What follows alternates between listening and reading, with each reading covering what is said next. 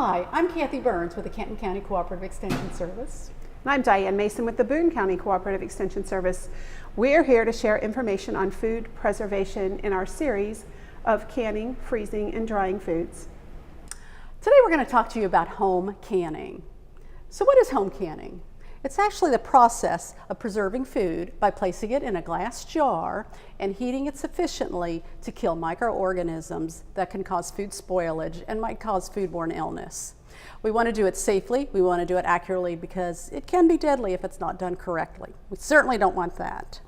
It's also a method used to preserve food, obviously. I can preserve some fresh produce today and have it good for a year or up to 2 years. We recommend using it within a year, but 2 is okay, just as long as the product has been done correctly. We're going to start by talking about food safety, and it's of course essential that we do everything in a very safe way. We need safe, clean utensils, countertops, jars, lids. Everything needs to be washed with hot soapy water to begin with, and of course starting with your hands. You're going to be washing your hands very often. That's important. You're also going to need to wash the produce that you're going to be canning. In most cases, we're doing produce. You might be doing meats and things like that, but we're going to really address produce today. We want to just wash that with water. You don't need soap. You don't need any other kind of additives. Mostly running cold water will get the process done correctly. If you've got a product that is firm, maybe you're going to do some whole tomatoes, you want to be sure, and you can rub those and just to make sure that they're really clean. That's very essential. If you need to sanitize, if you have maybe cut meat ahead of time, you can do that. It's a very mild bleach solution. We can help you with that if you need it. We want to remind you to use correct, safe, reliable information. We can provide that to you from the Extension office. We're happy to give you those kind of publications. We have publications on general canning and then each individual group, if you're doing fruits, vegetables, meats, things like that. We are happy to provide you with those. You can also get them from the National Center for Food Preservation. They have great books and publications. They have a great website that can help you with info as well. Ball canning is a reliable source as well, and anything again from the USDA that is connected with Extension and National Center, any of those are great reliable sources. Just be careful of things that you might find on the internet. There's some things that sound great. They may sound a lot simpler, but they're not research-based and they're not necessarily safe, and we certainly don't want to do that. We want to have a good product for you to enjoy and to be safe. And also remember that some techniques that maybe your grandmother did or maybe you did back in high school are no longer the correct way to do things. An example I can think of with that is making jams and jellies. When I first learned to make that, we would process the jams and jellies, we would make them on top of the stove, we'd fill our jars, and then we would melt paraffin on top, and that did a little bit of sealing. We now know that that is not a good way to do that kind of canning, that paraffin breaks, and the product has not been heated. So anything that we home can now must be processed, either in a boiling water bath or a pressure canner. The recipes are developed so that there's sufficient time for the heat to penetrate from the outside of that jar into the food and get it to a hot enough temperature for a long enough amount of time to make it safe. So again, just watch and make sure you have a newer recipe to follow. And also be reminded there are some things that you just can't can. If you're having trouble finding a recipe, first of all, call us at the Extension office and we can help you. But some things are just not safe to can at home. You might find them on the shelf at the store, but we just don't have the equipment or the processes to do them safely at home. One that comes to mind is pureed pumpkin. You know, you can buy a nice can of pumpkin. You just can't do that at home, puree it and can it safely. It just takes way too long for the heat to penetrate and get it to a safe temperature. So we can help you can pumpkin chunks that you can puree later, but that's just an example of things that you have to watch. Another thing is salsa recipes. We all have our favorite salsas that we make, and just because you make a good salsa doesn't mean that it's necessarily safe to can. It's all about acidity and different things, and so again, we have some safe, reliable recipes for salsa that can be canned, and we are happy to provide you with those. There are 2 methods of home canning: boiling water bath and pressure canning. Again, follow your recipe to use the type of canning processing that is recommended. Boiling water bath canners, which are basically just big vessels with lots of boiling water, are used with what we would consider high acid foods. Tomatoes, when we acidify them, which we'll talk about in a minute, fruits, pickled products, jams and jellies, things like that. We call those soft spreads. Those are all done in a boiling water bath. They have higher acid, so the acid helps to combat the microorganisms that might grow. And then, of course, the heat from the boiling water. So as you know, water boils at 212 degrees, so whether I boil something for an hour or 10 hours, it's never going to get above 212 degrees. That's just the nature of the beast. So that works, again, well with high acid foods. If I have low acid foods, which would include most vegetables, meats, those kind of products, I need to move to the pressure canner. The way the pressure canner operates, between the pressure and the vacuum, it can get up to 240 degrees. So it can get to a higher temperature that will kill some bacteria that are not killed in the boiling water bath, and also some spores and just some other microorganisms that are a problem because we have a lower acid food that doesn't help combat that. So you will sometimes use your pressure canner. Again, you might have had a recipe that 30 years ago you did in the boiling water bath canner. There are some vegetables that come to mind that I know people used to always do that way. But we are all about pressure canner now. They need to be done that way so that it's good and safe. We don't want to have the risk of botulism, which is the big concern with home canned goods. So now it's time to gather all our equipment so we can get ready and do our canning process.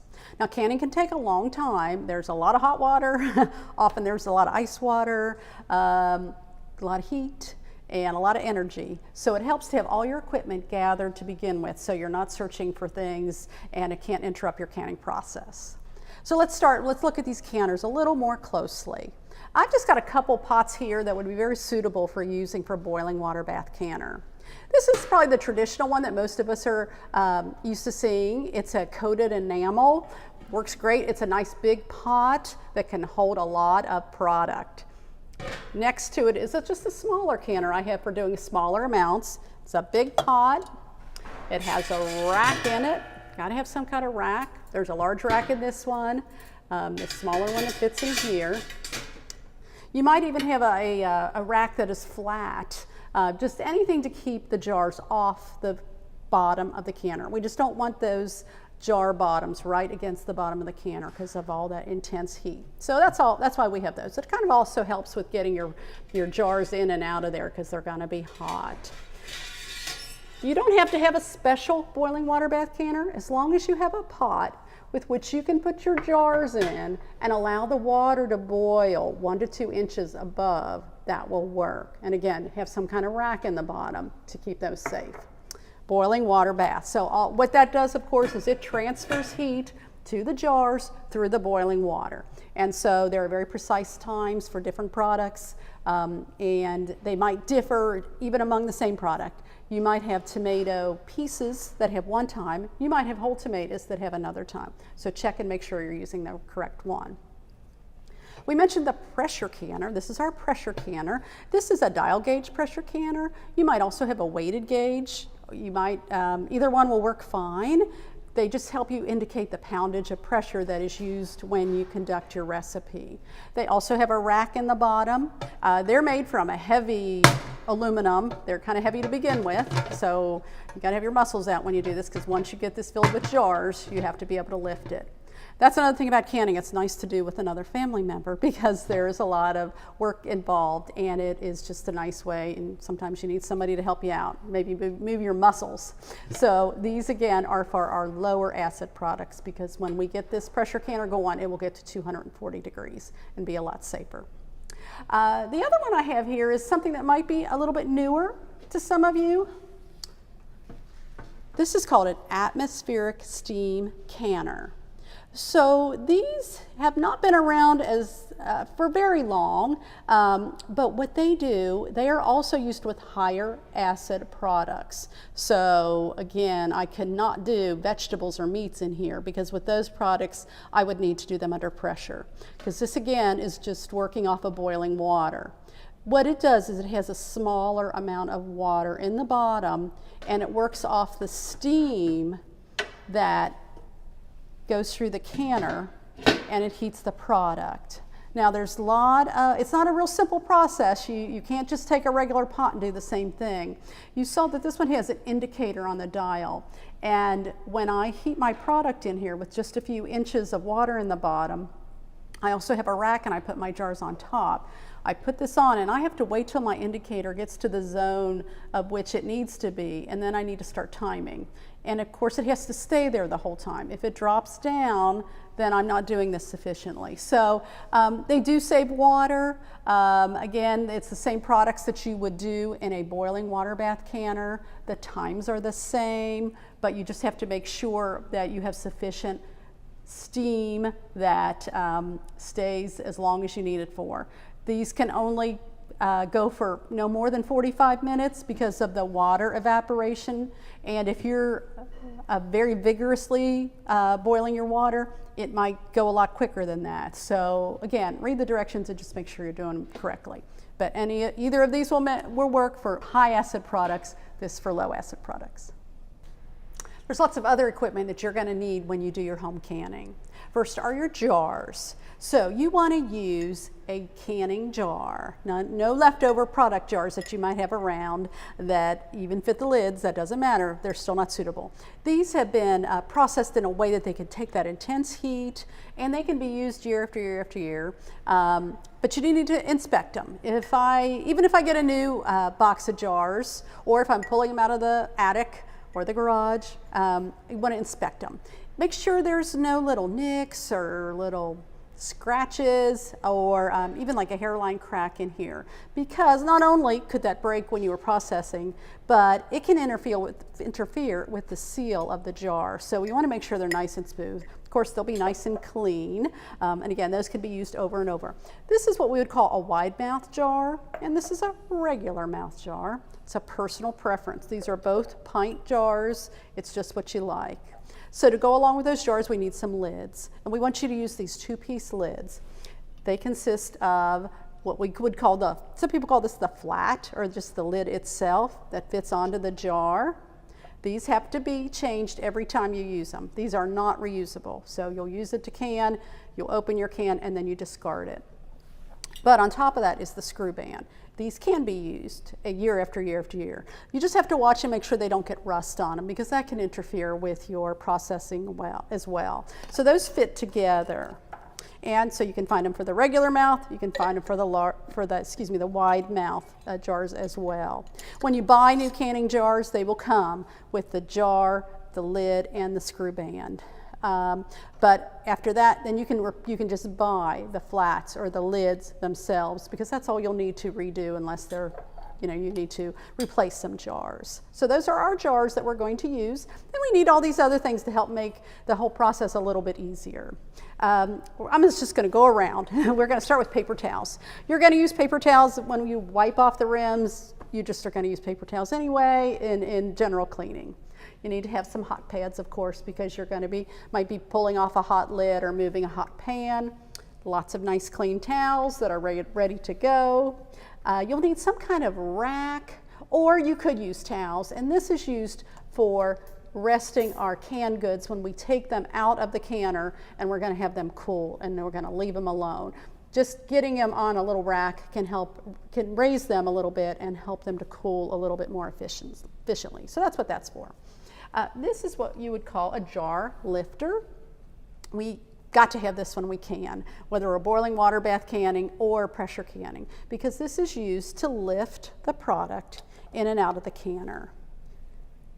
Note that it has a coated edge and it has kind of a handle edge, and so this is the area that is a little more grippy. It will grip your jar. You don't want to grip it around the ring because it can easily slip. You want to go below that and just lift your product in and out of the canner. gonna want some kind of ladle just for filling your jars. And along with that is a funnel. You can do it without a funnel, but it sure makes life a lot easier. What that's for, as you can imagine, I can put that on my jar and then just fill it. And then I can lift it gradually. There might be some product that falls back in, and then get ready to put my lid on. We know that when we're canning, we've got to check for head space. Head space is the amount of space that's between the top of the product and the very top of the jar. So head space can vary, and it does vary for different products. For tomatoes, it's a half an inch. For these carrots, it's an inch, and you can probably see there's a difference in that. You don't want to get your tape measure out, right? So there is a tool to make your life easier for doing that. And that's what this is for. It has little 1/4 inch increments on it. So what I can do is rest it on the top rim of my jar and measure. So if, for example, my product says I need a half an inch of headspace, I'll take it down 2 steps, that's what I kind of call it, and measure, and the product should just come to the very top of that indicator. The other thing that you're going to use is what we call an air bubble freer. Now you can use the bottom of this, or I like to just keep a plastic cutlery knife around. I don't want to use metal because I don't want a chance nicking my jar. But what that's for is after I fill my jar, let's say I'm filling it with tomatoes, and I put it in there, there can be an air pocket in there. So after you fill your jar, you just kind of go around the inside with that. And that's what that is for. This you might find in some canning equipment. Most of us who've been canning for a while have these, but you know what? We don't need them anymore for canning. This is a magnet on the end of this wand, and that is used to be used for picking up these lids, because in the past it was recommended on the jar package that you heat these lids before you used them. So we would have a small pot that we would just put some warm water, never boiling, just simmering water, and we would put those lids in there, and then as we got ready to use them after we filled our jars, we would get in here and lift it with that. But you don't need that anymore. So it's got a little magnet on it. You can use it for other things around the house. The last thing I have here, just a couple other things, is another pot. This is just for extra water. In the boiling water process, sometimes when you boil a long time, that water, of course, will evaporate and the level can get down a little too far. So it's good to keep a pot of really hot water on your stove while you're processing, so you can always lift the lid and pour more water in should you need to. And the last thing is just another example of a rack.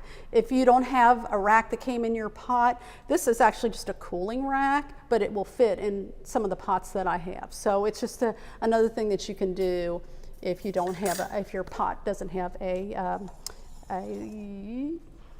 rack in it.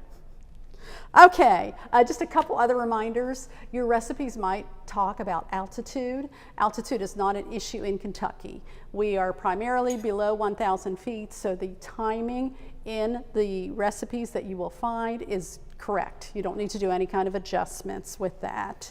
Also, just going to give you a final reminder to use good product. We're doing a lot of processing, we're doing a lot of work, so we want to start with a good quality product. If our product is starting to go bad, it's just not the best, it's not going to get any better once I process it and put it in the jar and let it sit for 6 months or a year. So start with good quality product. Don't waste your time. And again, enjoy this day. It's a good time.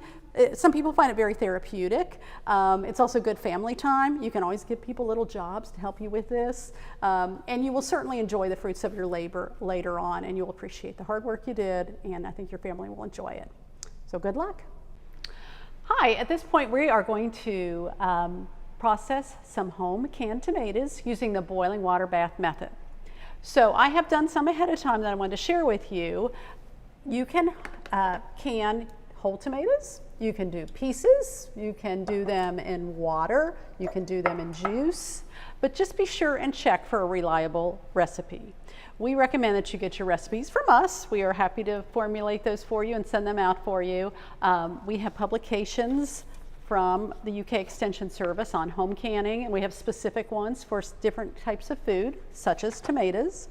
We also recommend that you use USDA, the National Center for Food Preservation, and the Ball Blue Book. Those are all great sources of good, reliable, safe information. Just don't go out looking around on the internet, because sometimes you're going to find some things that aren't so safe. And that's what we want. We want to have a good product that is well preserved, shelf stable, but safe and done correctly.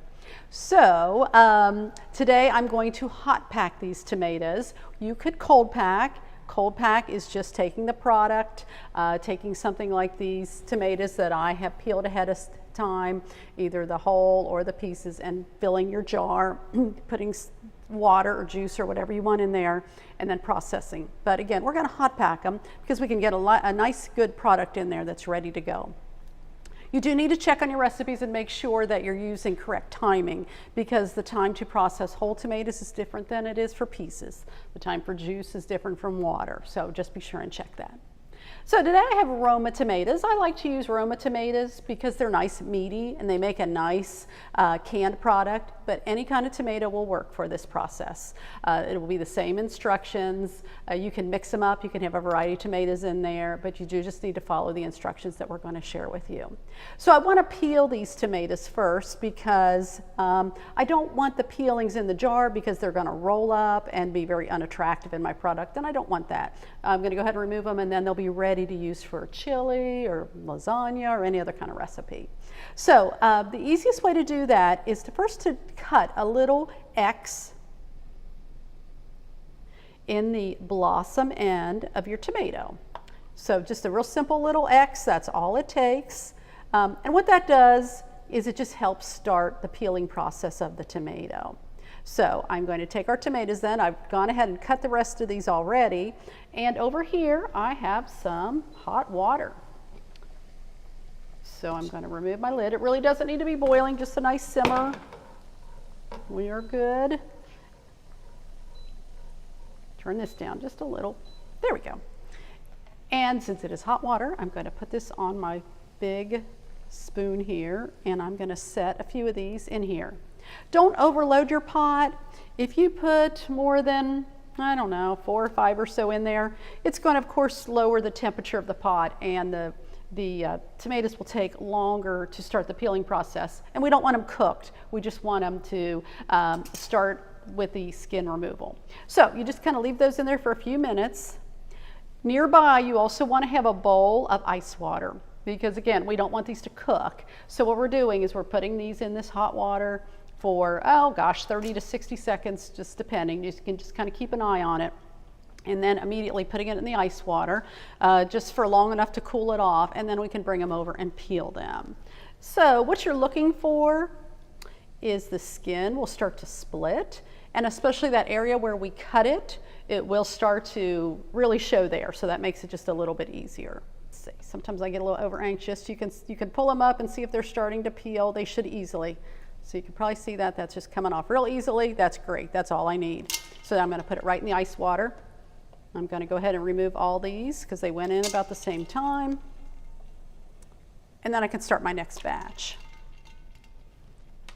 So at this point, just got to get in there and take and pull that skin right off. And like I said, by putting it in that hot water and then that ice water, that peels really nicely. Very easy. If you're a composter, this is great stuff that you'll have for your compost pile.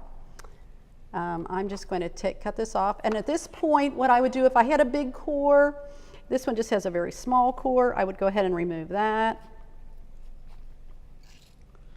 And if I had some bad pieces, I would remove that as well. So when we start this process, we are going to start with some of the tomatoes cut into small pieces. I went ahead and did these earlier because we're going to put that in our pot to heat, and we want to start our juice forming, and we need juice to can them and just start the process, because if I would put this tomato in the pot, it would just start to burn, and I don't want that to happen. So since I already have some starter ones ready, the rest of these tomatoes, I'm just going to take them and I'm going to quarter them. That way I will have some bigger pieces in my finished product that I can again use. I can always cut them down later if I want them smaller, but it gives me a nice meaty jar full of tomatoes. So we're going to finish the rest of these tomatoes, and then we're going to cook them for the hot pack. So I have peeled all of my tomatoes and I have quartered them and I've started the process. So in this pot are those little diced up tomatoes that I had just to kind of start my juice process. And then I took these quartered tomatoes and I'm going to gradually add them to my pot. I can add a whole bunch at a time, but I don't want to put them all in because this whole pot is going to have to end up boiling. So we're going to put them in there and get them going. After they're all in there, the pot will return to boiling, and then we have to boil them 5 minutes. At that point, we'll be ready to fill our jars. There's a couple things we need to remember before we can tomatoes. Tomatoes all need to be acidified. When you buy tomatoes in the store, at the market, when you grow them yourself, they all have different levels of acidity. And we need a standard acidity when we process them. So we are going to acidify each jar so that we know that we get a nice, safe product. So first of all, I have my canning jar here. You want to be sure and use a canning jar. They are made to go through the process of the heating, and they're tempered glass and they can be used over and over, but we want to have a good canning jar. No old mayonnaise jars at this point. Canning jar, and we use a 2-piece lid. We've got the lid and we've got the screw band. The jars and the screw bands can be used year after year if you want to. The lids have only one-time use on them. So for my jar, I'm doing pints today. I'm using a wide mouth jar because I like a wide mouth. You can use a regular mouth, that's fine too.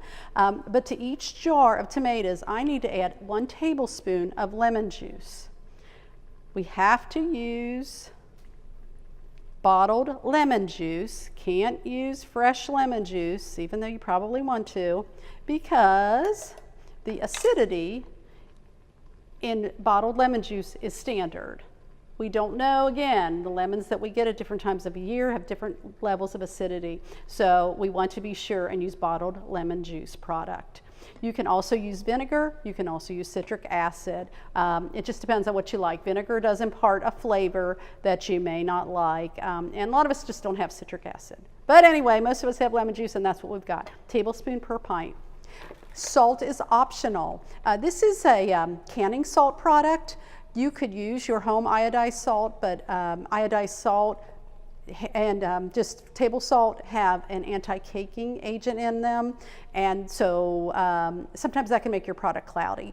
Canning salt does not. That's up to you. I'm not going to put them in because I don't want to. I want my tomatoes just to be tomatoes and ready to go for any kind of recipe. I can always add more salt later. So our tomatoes have cooked. They're 5 minutes. They boiled after we got them all in there together, and we are ready to fill our jars. I do have the lemon juice in all my jars. I went ahead and did that. You can add the lemon juice at the end, but I never want to forget it, so it's very important. So I usually put it in my jars first. So I have my jar, I have my funnel, and at this point I'm just going to take that hot mixture. Again, we're hot packing, and I'm going to fill my jars.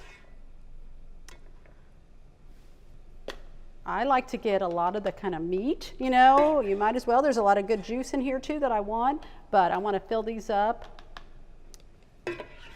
nicely with our tomatoes. So we started out with, if you recall, the little pieces and then the quarters, and of course the quarters have broken down a little bit. That's okay, we needed them too, but at least I've got some really nice tomatoes now. So here's my jar full. I've got to do a couple other things to it. So I want to level this out, because I have to worry about headspace. Now, one of the things you need to do is to go around the inside of the jar. I like to just use an inexpensive plastic knife, or you can use these kind of bubble freers, they call them. You can buy those in your canning supply section. But you just want to go around the inside of the jar, because sometimes you get air bubbles down in here. And then what happens is after your product is canned, the level is way down. We certainly don't want that to happen. So we just kind of go in there, go around the inside. Don't use a metal knife. We don't want to worry about nicking or kind of hitting our jar, so plastic always works. Now I've got to check my headspace. So headspace is really important because it keeps your product at best quality and keeps the product processed correctly to go along with all the times. So different foods have different headspaces. For tomatoes and most fruits, it's a 1/2 inch. So you might be good at figuring that out, but for most of us, we want to check it.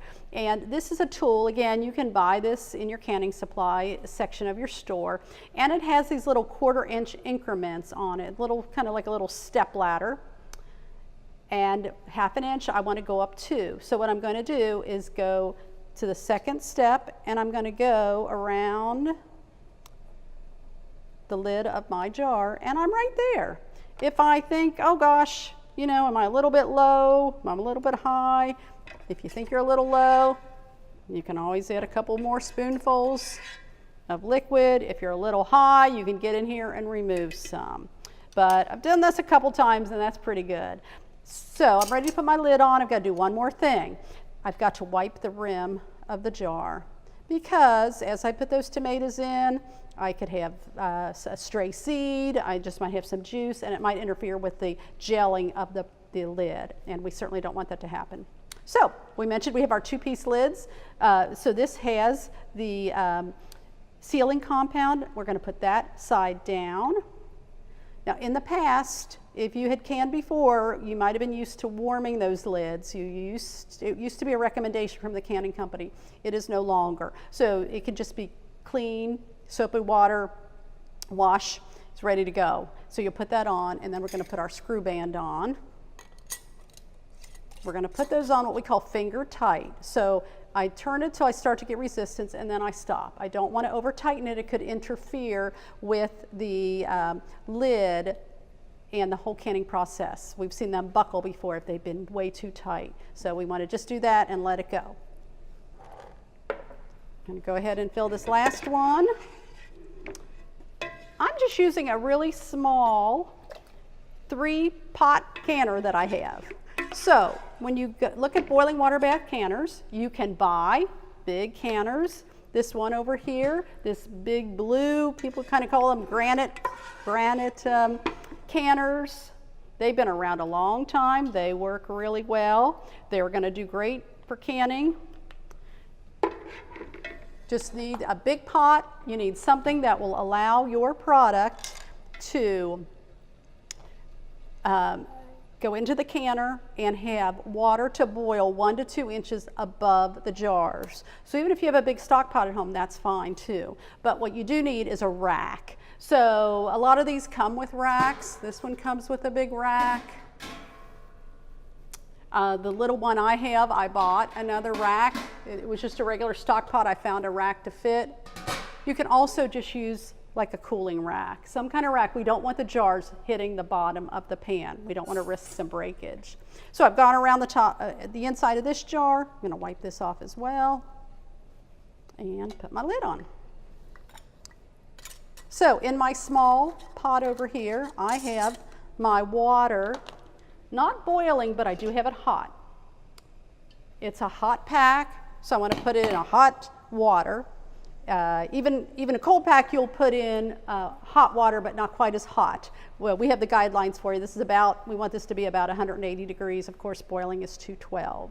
So we're going to put these jars. This one has a rack, like I said, that has sides that I can fill and put it up and down like that. And we need to get an important piece. This is called the jar lifter. And you really do need something like this. They're not very expensive. And they have 2 sides to them. The coated side is what you want to use to grab your jar, and then you have your handles here. Be careful how you grab your jar. Don't grab it around here, around the ring, because it gets slippery. Go down below it to grab your jar. You want to hold it straight. A lot of times when we're putting jars in or removing them, we have a tendency to kind of tip them. We don't want to do that because remember, we want that jar to seal correctly. So we need to not chance tomatoes or tomato seeds or any other food getting caught between the lid and the rim of the jar. So I'm just going to set these in here. So we're going to get all of our jars into the canner. Again, I'm just doing a small amount. Most people, if they're canning, are going to be doing a lot more than that, but that's all right. I'm going to put this in here. With this canner, then I will just take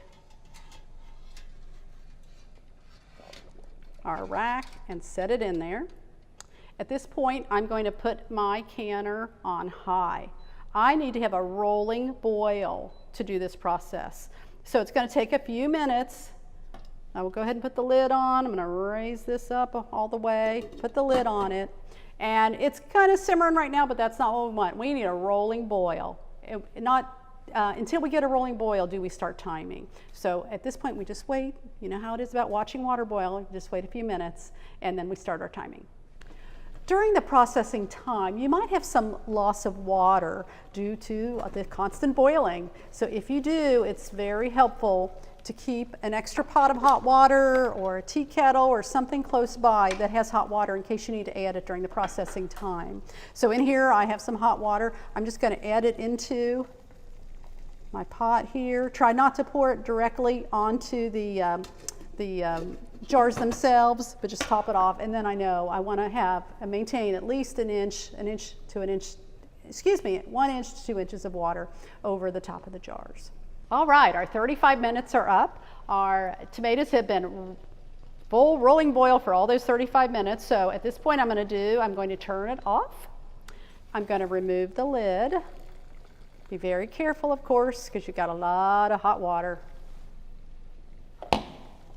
And then I'm going to let them sit in the canner an additional 5 minutes.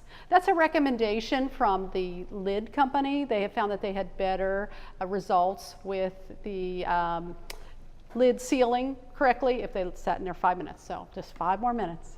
So our jars have been sitting in the hot water for 5 minutes, so at this time I'm ready to remove them. I have just a cooling rack here. I put a towel underneath it. You can use just towels, but the towel in the cooling rack is really nice because it helps just to start the cooling process a little bit more. So with this particular canner and rack, I have these little shoulders on my rack that I can use to help me get the jars out. You might just have a flat rack in the bottom, that's fine. You're just going to get a hold of your jars. Again, straight in, straight out. There's going to be water on the lids because we've had them in boiling water. And it's really tempting to turn that jar a little bit to get the water off. But remember, that seal is still hot. Everything is still hot. We don't want to chance any food getting in there. So we're just doing straight in and straight out.